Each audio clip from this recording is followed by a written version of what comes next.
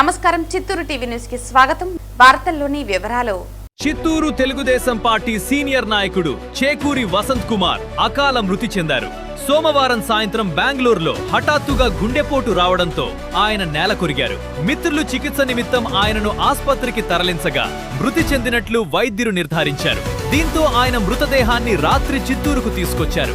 SP బంగ్లా దగ్గర ఉన్న అతని స్వగృహం వద్ద అభిమానులు, కార్యకర్తల కరచూపు కోసం మృతదేహాన్ని ఉంచారు. దీంతో రాత్రి వసంత్ కుమార్ గారి స్వగృహం వద్ద పెద్ద ఎత్తున అభిమానులు, కార్యకర్తలు, యువత చేరి తమ అభిమాన నాయకుడికి నివాళులు అర్పించారు. మంగళవారం మధ్యాహ్నం 12 గంటల వరకు చిత్తూరులో అతని స్వగృహం వద్ద మృతదేహాన్ని ఉంచి అక్కడి నుండి వారి స్వగ్రామమైన పెద్ద కాలువకు తీసుకెళ్తారని, అక్కడి తోటలో దహన క్రియలు నిర్వహిస్తున్నట్లు కుటుంబ సభ్యులు తెలిపారు.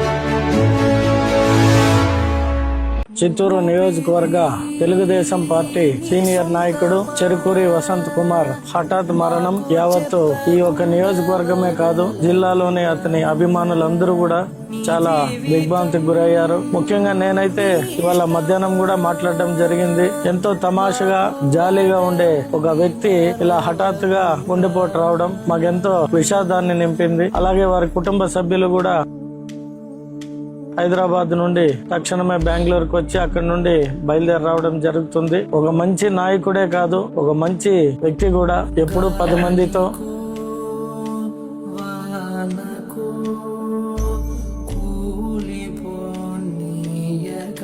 చిరునవ్వుతో, ఆప్యాయతతో అందరినీ పలకరిస్తూ, ఎవరికైనా ఏదైనా కష్టం అంటే నేనున్నానంటూ ముందుండే వ్యక్తి. ఈ రోజు మనందరితో ఎంతో సంతోషంగా గడిపిన వ్యక్తి లేకపోవడం చాలా బాధాకరంగా ఉంది. ఆ భగవంతుని వారికి, వారి కుటుంబ సభ్యులకి మనోధైర్యాన్ని ఇచ్చి, చిన్న పిల్లలు 2 మామయ్య అంటూ ఎంతో ముద్దుగా పిలిచేవారు. తలుచుకుంటే చాలా బాధాకరంగా ఉంది. రేపు వారి ఇంటికాడ 12 గంటల దాకా వచ్చి చూసేవారంతా చూడొచ్చు.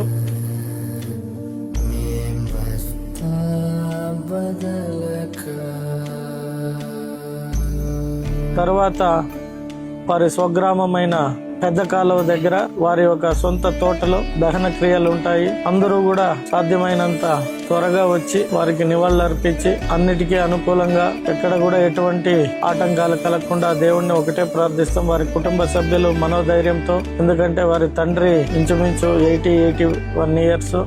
వారికి, వారి కుటుంబానికి ఆ భగవంతుడి ఆశీస్సులు ఉండాలని కోరుకుంటూ సెలవు తీసుకుంటాం. అది బెంగళూరులో ఒక ఫంక్షన్కి పోయి హాస్పిటల్లో అడ్మిట్ అయ్యి ఈరోజు మరి చనిపోవడం కూడా జరిగింది.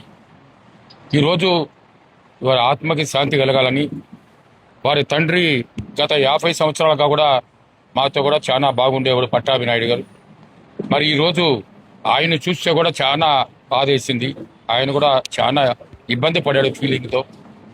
మరి రేపు జరిగే అంత్యక్రియలు అంటే ఇప్పుడు బాడీ బెంగళూరు నుంచి తీసుకొచ్చి ఇక్కడ వాళ్ళ ఇంటి దగ్గర పోలీసు బంగ్లా, ఎస్పీ బంగ్లా దగ్గర రేపు మధ్యాహ్నం 12 వరకు పెట్టి, మళ్ళీ అక్కడి నుంచి పెద్ద కాలువ, ఇక్కడ నుంచి 6 కిలోమీటర్ల పెద్ద కాలువ గ్రామం, వాళ్ళ సొంత గ్రామం, అక్కడ వాళ్ళ తోటలో ఆయన అంత్యక్రియలు చేసేదానికి మరి వాళ్ళ బంధువర్గం అంతా కూడా నిర్ణయించడం కూడా జరిగింది.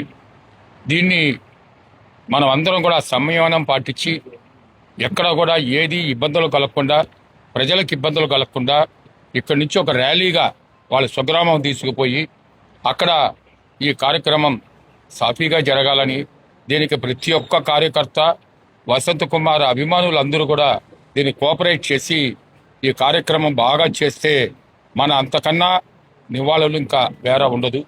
ఆయన కూడా బిగినింగ్ నుంచి కూడా మరి చాలా కామ్గా జరగాల, చామ్గా ఉండాలనే తత్వంతో ఉండే ఆయన కాబట్టి మనం దాన్ని అనుసరించుకొని దాన్ని చేస్తే బాగుంటుంది అనేది మరి అందరూ కూడా నిర్ణయించడం కూడా జరిగింది.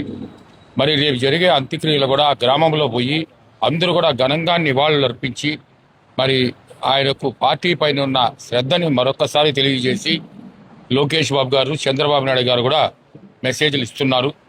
మరి అప్పుడే కూడా ఎమ్మెల్యే గారికి లోకేష్ బాబు ఇచ్చి ఒక మంచి పసుపు సైనికుడిని పోగొట్టుకున్నామని చెప్పడం కూడా జరిగింది. స్టేట్ పార్టీలో కూడా ఇది తెలిసి చాలా బాధపడడం కూడా జరిగింది. మరి ఆయన కార్యక్రమాల్ని అందరూ కూడా సజీవుగా చెయ్యాలనేది వారిని అందరూ కూడా కార్యకర్తలు కోరుకుంటున్నా.